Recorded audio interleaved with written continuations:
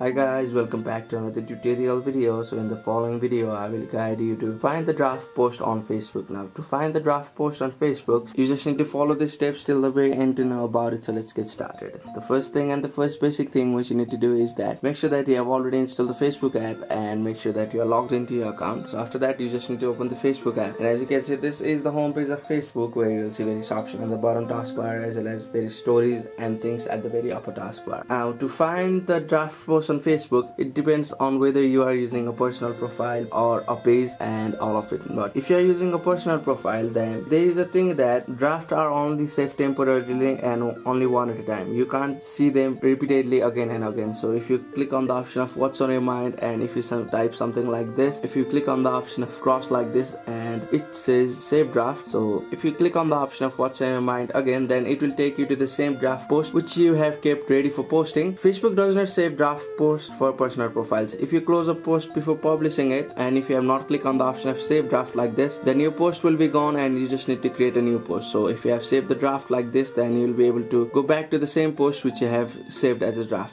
So that's it. That's the only way of finding the draft post on Facebook. Thank you for watching the video. Please don't forget to like the video and subscribe to our channel. Thank you.